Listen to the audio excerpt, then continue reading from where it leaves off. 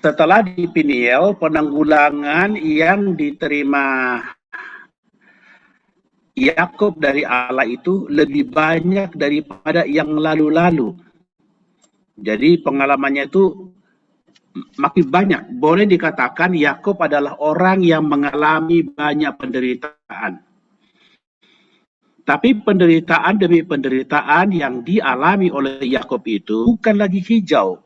Dia menjadi orang yang sudah matang. Bila kita baca kitab Kejadian, kita akan melihat bagaimana Yakub ini ketika dia dari Sikem ke Betel, dari Betel ke Hebron, dalam sepotongan waktu itu dia telah mengalami tidak sedikit perkara yang menyedihkan. Yakub ini adalah selangkah demi selangkah, setindak demi setindak, dia semakin Allah tersusun di dalam dirinya.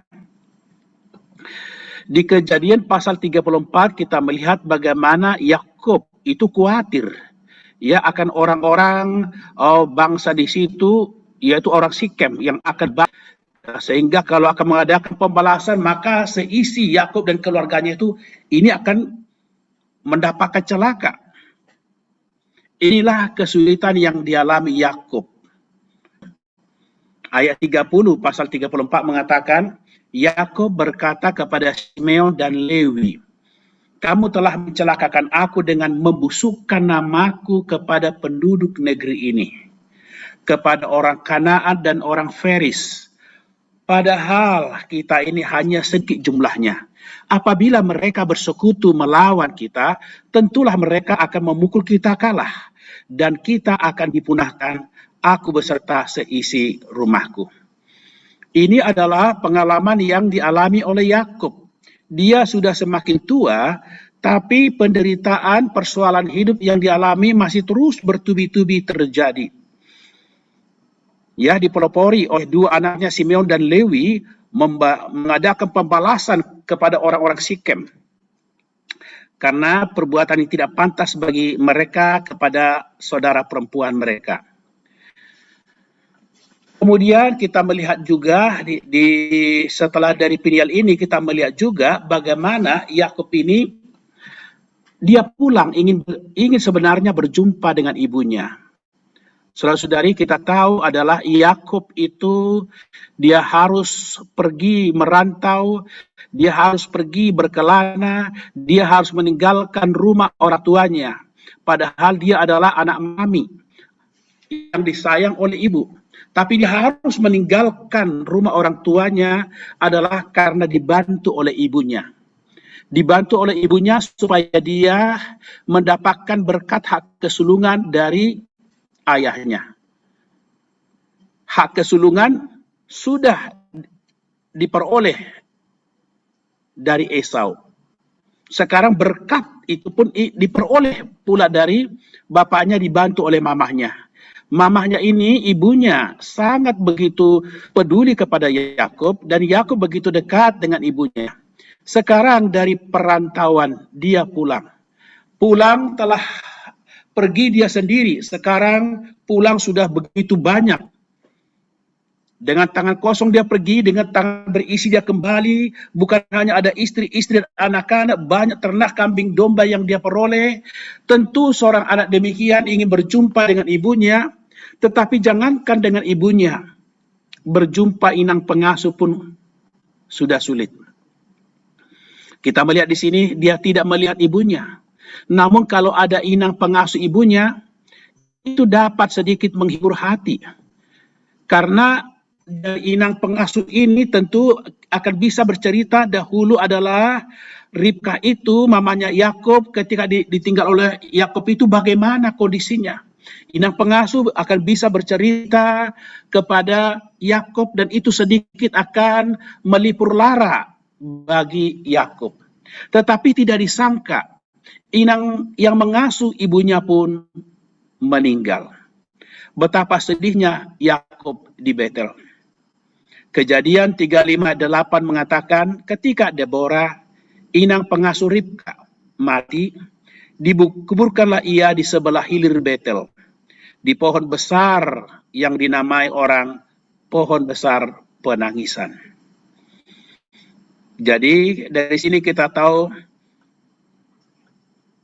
dari segi menguburkan dan tempat menguburkan daripada inang pengasuh daripada Ribka ini saja, kita tahu betapa sedih, betapa hancur hati daripada Yakub yang ingin berjumpa dengan ibunya, tapi tak kesampaian.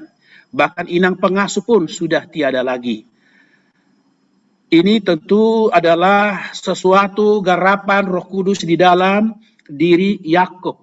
Saudara-saudari, ketika kita mempunyai pengalaman, ada hal-hal dari diri kita ditarik kembali oleh Allah, pergi dari kita, saudara-saudara, itu di dalam hati kita tersayat-sayat, tetapi Roh Kudus akan semakin menggarap, semakin mematangkan kita. Istri yang paling dia sayangi, saudara-saudara, ya, harus pula meninggal untuk pada saat melahirkan Benyamin. Lalu di atas kubur Rahel, Yakub mendirikan satu tugu. Ini cukup menyatakan tugu yang didirikan bagi istri yang dia kasih ini, betapa menyatakan Yakub betapa bersedih. Istri yang diperoleh dengan susah payah, dengan segala upaya dicurahkan untuk bisa mendapatkan Rahel. Tapi dia pun harus meninggal ketika melahirkan Benyamin. Kejadian 35 ayat 16 sampai 20.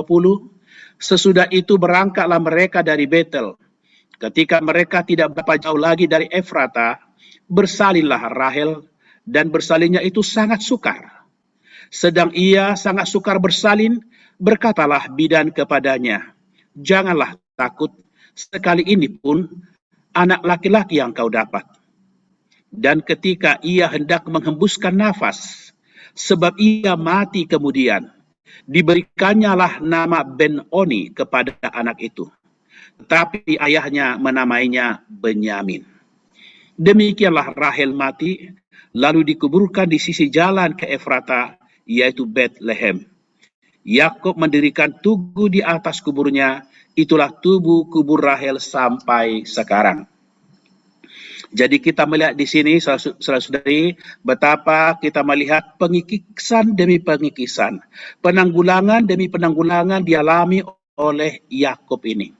Tetapi saudara-saudara semua, apapun peristiwa yang menimpa kepada kita, seperti yang dikatakan Roma pasal 8 ayat 28, bahwa Allah bekerja sama untuk mendatangkan kebaikan bagi semua orang yang mengasihi Dia, yaitu bagi mereka yang terpanggil sesuai dengan rencana Allah. Saudara-saudari, apapun yang terjadi pada kita, apapun yang menimpa pada kita, peristiwa apapun yang menghampiri kita, saudara-saudara, di sana akan kita mendapatkan kebaikan. Tetapi ada syarat, apakah ini mendatangkan kebaikan atau tidak bagi kita. Menurut Roma 8 ayat 28 mengatakan, bagi mereka yang mengasihi Dia. Artinya saudara-saudari, kita harus memiliki hati yang mengasihi Tuhan. Barulah kita tahu bahwa di balik semua peristiwa itu mendatangkan kebaikan bagi kita. Bila kita tidak memiliki hati yang mengasihi Tuhan, maka kita akan merasa ini nasib kita sial, atau ini perkara untung dan malang adalah nasib kita. Saudara-saudari, orang yang di dalam Tuhan, orang yang mengasihi Tuhan tidak akan berkata demikian. Dia akan mengatakan semua adalah Tuhan aturkan untuk mendatangkan kebaikan bagi semua orang yang mengasihi Dia. Lalu di Migdal Eder, lagi-lagi menjumpai satu perkara yang sangat menyedihkan hati, yaitu yang sangat memilukan, yang sangat memalukan, yaitu Ruben tidur dengan Bilha gundik ayahnya. Ini satu perkara yang sangat memalukan, yang sangat tidak mengenakan bagi Yakub. Kejadian 35 ayat 22 mengatakan, ketika Israel diam di negeri ini, terjadilah bahwa Ruben sampai tidur dengan Bilha gundik ayahnya, dan kedengaranlah hal itu kepada Israel.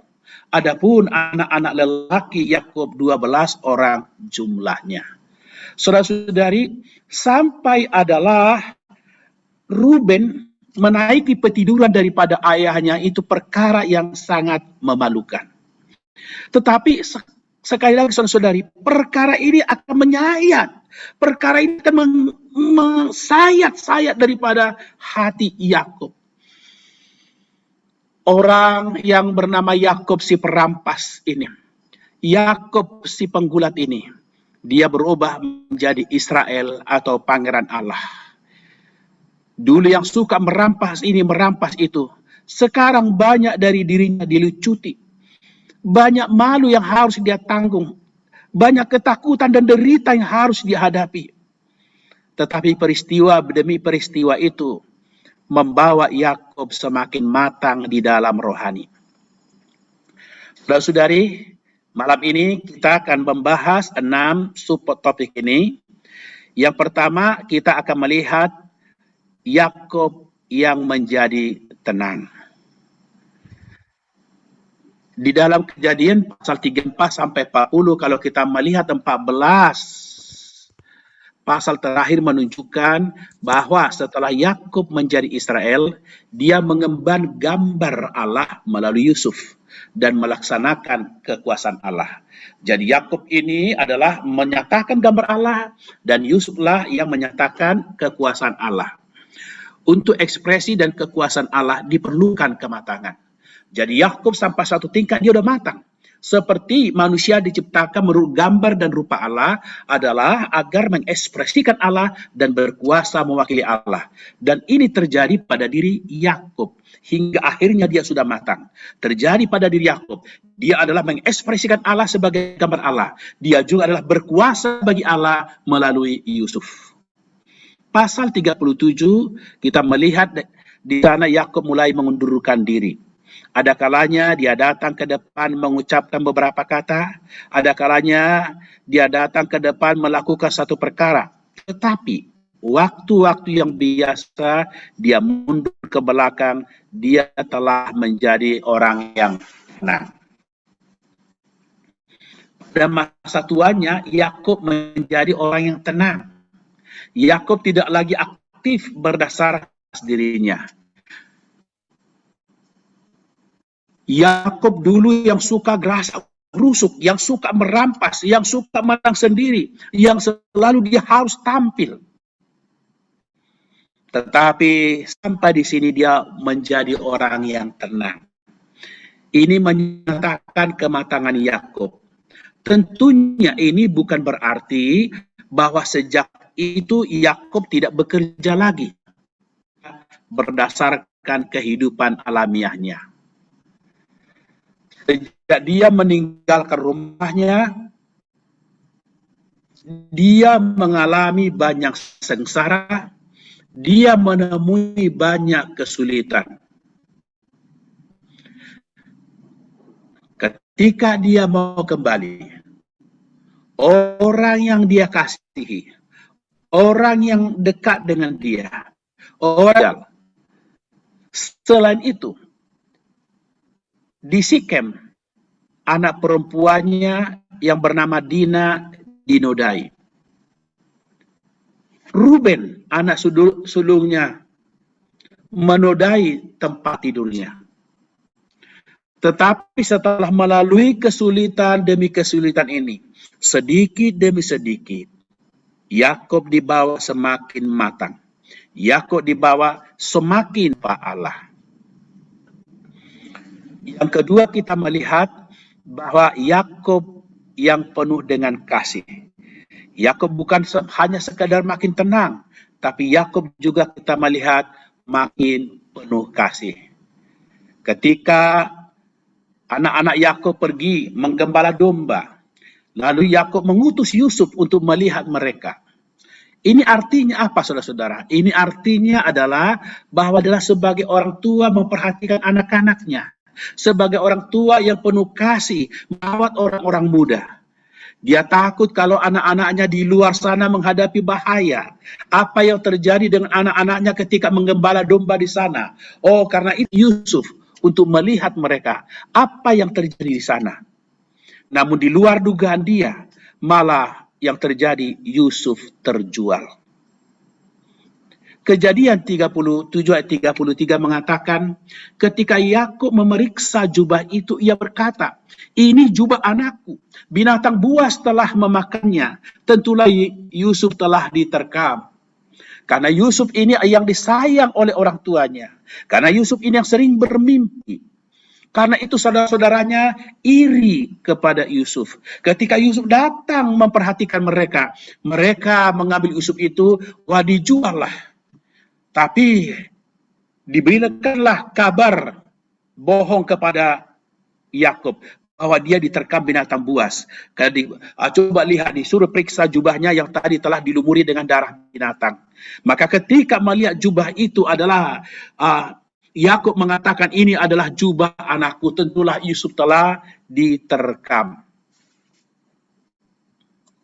Kemudian, saudara-saudari, kita melihat bahwa pada diri Yakub, Allah selangkah demi selangkah mengurangi dia, selangkah demi selangkah memotong Yakub. Sekarang bahkan Yusuf pun diambil.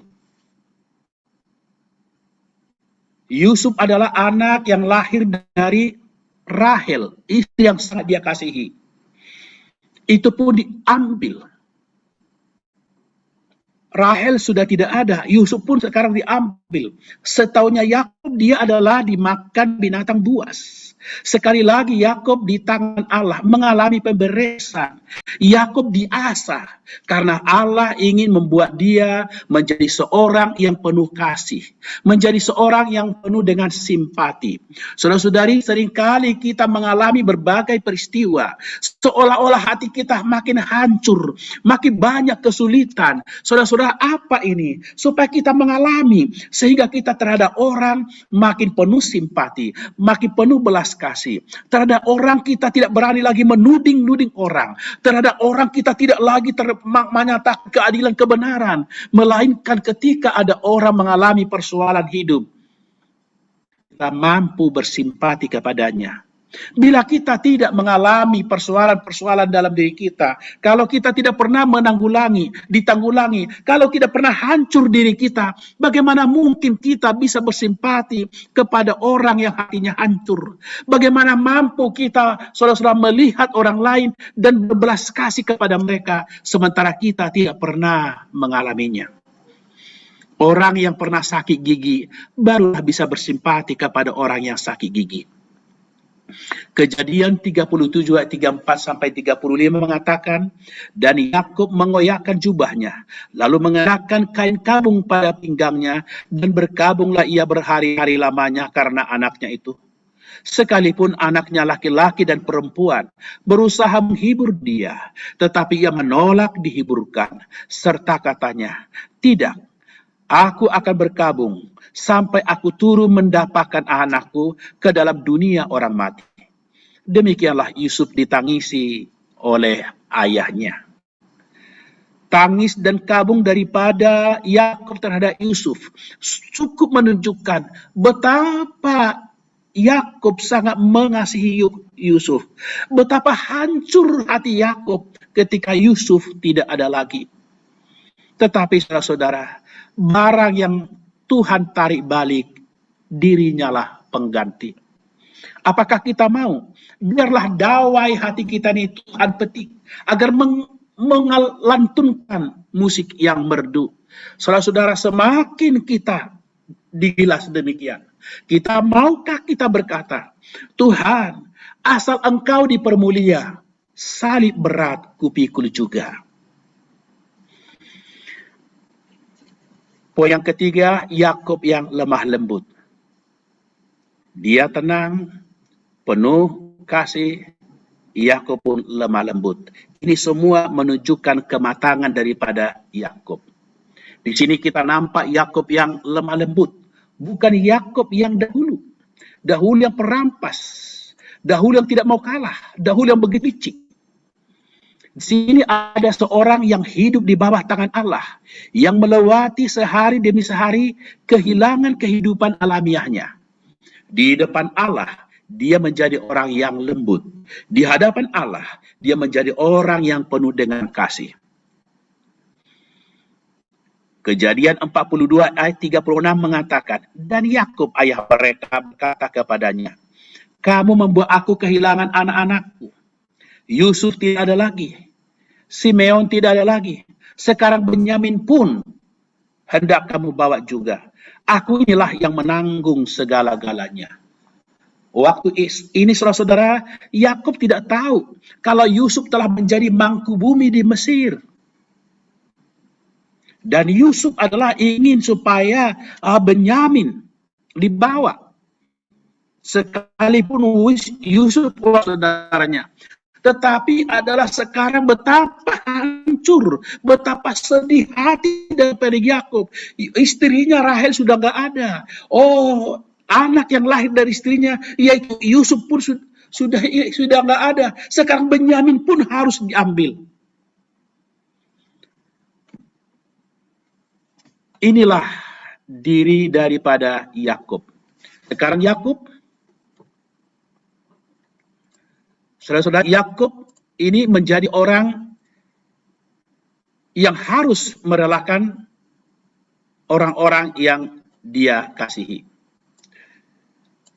Ya, orang-orang dikasihi, dia relakan pergi. Kini dia adalah orang yang lembut. Tidak lagi orang yang berebut. Tidak sebagai orang yang suka mempertahankan diri lagi. Sekarang Yakub sudah lunak. Bisa mendengarkan perkataan orang lain. Ini adalah diri Yakub. Kalau kita membaca Kejadian 43:11 mengatakan, lalu Israel ayah mereka berkata kepadanya, jika demikian, perbuatlah begini. Ambillah hasil yang terbaik dari negeri ini dalam tempat gandummu dan bawalah kepada orang itu sebagai sembahan. Sedikit balsam dan sedikit madu, damar dan damar ladan, buah kemiri dan buah badam. Inilah pengalaman Yakub. Ya, jadi dia menjadi orang yang lembut. Di sini kita nampak bahwa Yakub yang lembut ini bukan lagi Yakub dulu.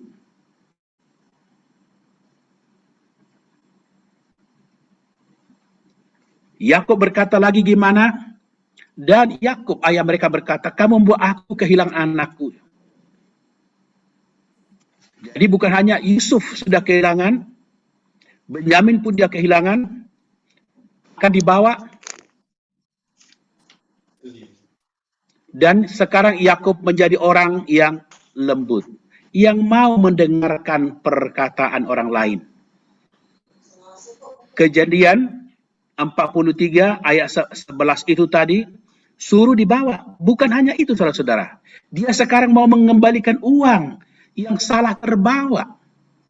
Tidak seperti dulu dia ingin selalu merampas, ingin selalu menginginkan barang milik orang lain, menganggapnya barang miliknya sendiri.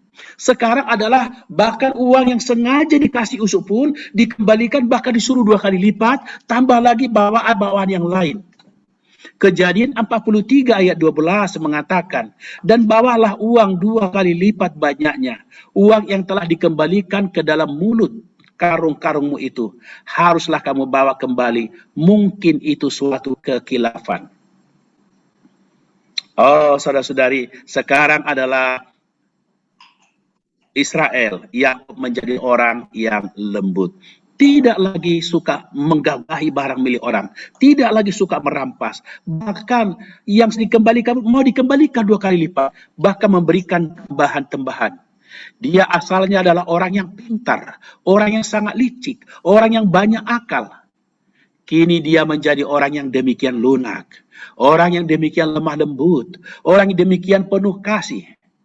Dari sini kita bisa memahami berapa banyak pekerjaan Allah di atas diri Yakub.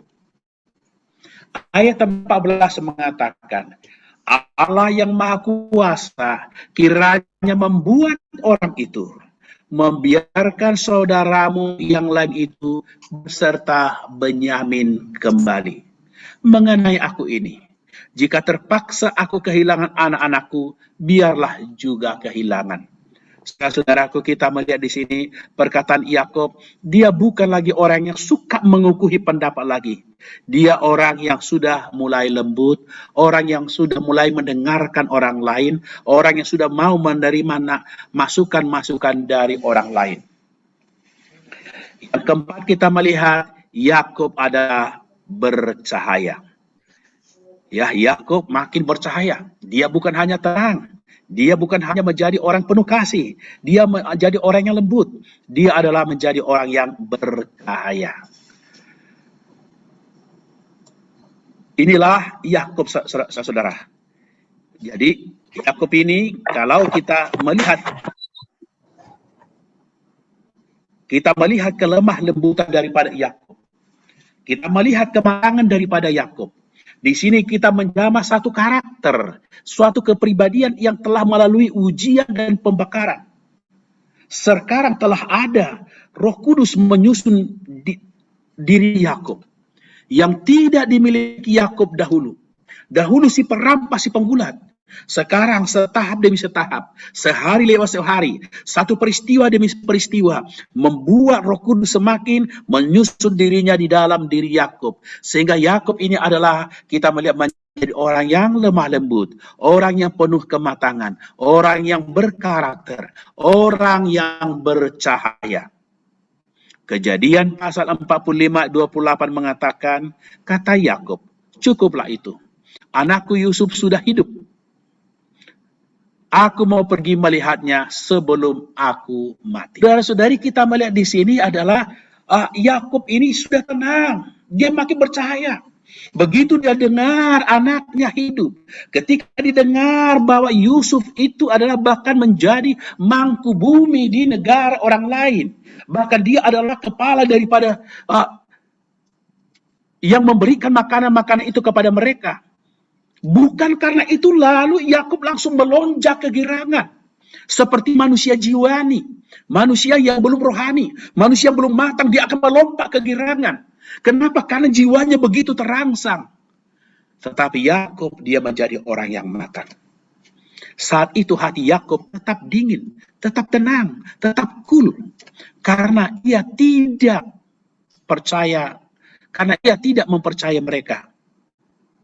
Tetapi setelah ia nampak kereta yang dikirimkan oleh Yusuf untuk menjemputnya, barulah ia bersemangat. Bersemangat di sini artinya bukan wah langsung melonjak kegirangan. Oh, dia tahu anaknya masih hidup. Kejadian 45 ayat 26 mengatakan mereka menceritakan kepadanya bahwa Yusuf itu masih hidup. Bahkan dialah yang menjadi kuasa atas seluruh tanah Mesir. Tetapi hati Yakub tetap dingin sebab ia tidak dapat mempercayai mereka. Kalau tempoh hari dibilang anaknya sudah diterkam binatang buas. Oh, dia begitu langsung menangis dan dia tidak mau dihibur sampai dia akan sampai pergi ke alam maut. Dia tidak mau dihibur. Tetapi sekarang mendengar anaknya masih hidup, hatinya dingin. Tidak mudah bergejolak lagi. Orang yang mudah bergejolak hanya pertanda dia manusia jiwani. Yakub sendiri takut salah. Sebab itu dia pergi ke Bersyeba. Lalu berhenti di sana mempersembahkan korban kepada Allah. Di sini pertama sekali Yakub memancarkan cahaya terang yang dulu belum pernah ada ketika ia membiarkan Benyamin pergi ke Mesir. Saudara-saudara, ini luar biasa. Jadi ketika akan pergi untuk pergi kepada Yusuf karena kereta sudah dikirim, saudara-saudara, dia adalah masih berhenti di suatu tempat di Berseba. Dia mempersembahkan korban kepada Allah. Kejadian 46 ayat 1 mengatakan, jadi berangkatlah Israel dengan segala miliknya dan ia tiba di Berseba. Lalu dipersembahkannya korban sembelihan kepada Allah Ishak ayahnya. Begitu bercahaya, begitu terang, saudara-saudara. Dia bukan orang yang mabuk kepayang. Wah, ingin buru-buru cepat ingin menemui anaknya. Oh, ternyata anakku masih hidup. Yang sudah diterkam binatang buas masih hidup. Oh, dia ingin buru-buru. Tidak, saudara-saudara. Bahkan di tengah jalan, dia berhenti mempersembahkan korban kepada Allah. Betapa indah kehidupan ini, saudara-saudara. Ini membuktikan bahwa pada saat itu Yakub merasa takut. Syukur kepada Allah. Rasa takut ini menyatakan pekerjaan yang telah Allah garap di atas dirinya. Kejadian 46 ayat 2-3. Berfirmanlah Allah kepada Israel dalam penglihatan waktu malam. Yakub, Yakub, sahutnya, ya Tuhan. Lalu firman-Nya, akulah Allah, Allah ayahmu. Janganlah takut pergi ke Mesir, sebab aku akan membuat engkau menjadi bangsa yang besar di sana. Haleluya, saudara-saudari. Puji Tuhan. Di satu pihak dia tenang, di satu pihak dia ada ketakutan. Takut kalau ini salah. Tapi saudara-saudara, bukan kayak dulu, begitu berani, begitu apapun diperbuat. Begitu berani saudara-saudara. Siap melangkah, bahkan dengan laban pun dia bisa terus bertarung. Tetapi sekarang dia takut saudara-saudara. Karena itu datang kepada Allah. Semoga hati yang takut dan gentar ini selalu ada di dalam diri kita. Supaya kita selalu mempersembahkan korban syukur kepada Allah. Ketika Abraham mengalami kelaparan, ia dengan aktif pergi ke Mesir. Ketika Ishak mengalami bala kelaparan, ia juga ingin pergi ke Mesir. Untung dihalangi oleh Allah. Tetapi di sini ada satu orang, Allah tidak menghalanginya. Dia sendiri berhenti di tengah jalan. Dia sendiri memikirkan janji dan perjanjian Allah. Lalu takut. Saudara-saudara, takut demikianlah. Maka kita baca Kejadian 46 ayat 4 mengatakan, aku sendiri akan menyertai engkau pergi ke Mesir. Dan tentulah aku juga akan membawa engkau kembali. Dan tangan Yusuflah yang akan mengatupkan kelopak matamu nanti. Dia takut saudara-saudara karena ayahnya pergi ke Mesir hanya sampai menjual istrinya. Sekarang bagaimana dia akan ke sana bagaimana? Dia takut karena itu adalah takut jalan ini salah. Walaupun dia dengar anaknya sudah menjadi penguasa di sana. Dalam ketakutan dia mempersembahkan korban. Lalu Allah datang menghampiri dia. Allah berbicara padanya dan Allah Allah yang berjanji dan akan menyertai dia pergi ke Mesir dan akan membawa dia kembali. Bahkan tangan Yusuf yang akan mengatupkan kelopak mata Yakub nantinya. Saudara-saudari, kita melihat yang kelima adalah bahwa Yakub teguh berdiri pada kedudukannya. Artinya bahwa Yakub ini adalah seorang yang kita melihat ini adalah Yakub ini adalah orang yang pergi atau yang melarikan diri, menghindari kelaparan di daerahnya, datang ke tempat Firaun. Ketika datang ke tempat Firaun, artinya Firaunlah rajanya.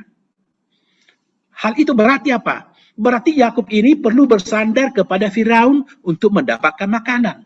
Hidup bersandar Firaun. Dia juga perlu menengadah kepada Firaun untuk hal-hal yang lain lagi. Apa-apa yang belum ia ketahui dan berapa banyaknya nanti, dia perlu bersandar kepada Firaun ini.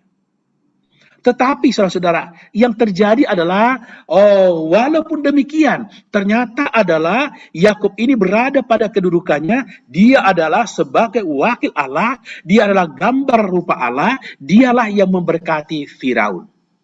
Kejadian 47 ayat 7 mengatakan, Yusuf membawa juga Yakub ayahnya menghadap Firaun. Lalu Yakub memohonkan berkat bagi Firaun. Anda bisa bayangkan saudara-saudara, harusnya adalah Firaunlah yang memberkati Yakub karena dia penguasa. Yakub datang ke sana adalah berarti ke negaranya Firaun. Mereka kelaparan datang ke Mesir, ke negara Firaun, yang dia perlu bersandar kepada Firaun untuk mendapatkan segala hal. Tetapi ketika Yakub berjumpa dengan Firaun, malah Yakub memberkati Firaun. Meskipun pada aspek duniawi kedudukan Firaun besar, tetapi di aspek rohani kedudukan Firaun adalah kecil. Sebab itu dia bisa meminta berkat bagi Firaun. Dia berdiri pada kedudukan rohani. Seperti yang dikatakan Ibrani 7 ayat 7, memang tidak dapat disangkal bahwa yang lebih rendah diberkati yang lebih tinggi. Artinya di sini secara duniawi adalah Firaun yang lebih tinggi, tetapi secara rohani adalah Yakub yang lebih tinggi, karena Yakub yang memberkati Firaun. Masa mudanya dia begitu repot, begitu banyak akal. Sekarang dia tidak banyak berbicara, tidak banyak aktivitas. Dia adalah Israel yang mundur ke belakang. Inilah pekerjaan Allah. Seringkali pekerjaan Allah yang paling besar ialah membuat kita sendiri tidak bergerak, kita sendiri tidak berbicara, kita sendiri tidak mengeluarkan pendapat. Saudara-saudara, ketika kita muda, kita akan banyak bicara, banyak ngomong, banyak usul, banyak. Makin kita matang, makin kita rohani kita matang, malah seringkali orang lain yang banyak bicara, kita seperti mundur. Bukan berarti kita tidak bekerja, tetapi kita mulai menolak alamiah. Kita mulai bersandar Tuhan, bersandar roh, saudara-saudara. Ya, pembicaraan kita tidak terlalu banyak, pendapat kita tidak terlalu banyak. Kenapa, saudara-saudara? Karena kita ingin supaya semua perkataan kita itu bagaikan emas di atas pinggan perak. Kejadian pasal 47 ayat 10 mengatakan, lalu Yakub memohonkan berkat bagi Firaun. Sesudah itu keluarlah ia dari depan Firaun. Yang terakhir, saudara-saudara, kita melihat yang keenam, bahwa Yakub ini kian bertambah terang sampai rembang tengah hari. Kejadian 47 ayat 28 sampai 30, dan Yakub masih hidup 17 tahun di tanah Mesir, maka umur Yakub yakni tahun-tahun hidupnya menjadi 147 tahun. Ketika hampir waktunya bahwa Israel akan mati, dipanggillah anaknya Yusuf dan berkata kepadanya, jika aku mendapat kasih-Mu, letakkanlah kiranya tanganmu di bawah pangkal pahaku, dan bersumpahlah bahwa engkau akan menunjukkan kasih dan setia kepadaku. Janganlah kiranya kuburkan aku di Mesir, karena aku mau mendapat perhentian bersama-sama dengan nenek moyangku. Sebab itu, angkutlah aku dari Mesir dan kuburkanlah aku dalam kuburan mereka. Jawabnya, aku akan berbuat seperti katamu itu. Yakub tinggal di Mesir selama 17 tahun. Tetapi selama 17 tahun ini, dia bukannya berkarat. Dia bukannya kelihatan jadi menua. Walaupun kala tua, tapi tuanya dia tua semakin matang. Dia makin terus maju. Sehari lewat sehari, dia semakin bercahaya. Betul-betul adalah kian bertambah terang sampai rembang tengah hari. Biasanya orang makin tua, saudara-saudara, dia makin pikun.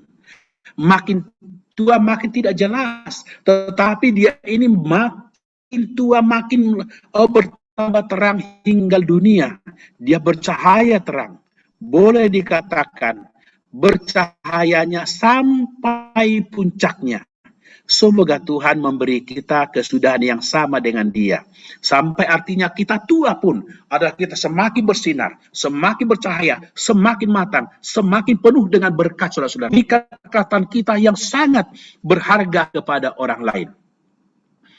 Tapi mengenai tempat penguburan setelah dia mati, itu adalah suatu masalah yang tidak dapat dilepaskan. Karena masalah ini bersangkut paut dengan janji Allah, bersangkut paut dengan tanah yang dijanjikan Allah, bersangkut paut dengan negara yang akan didirikan oleh Allah.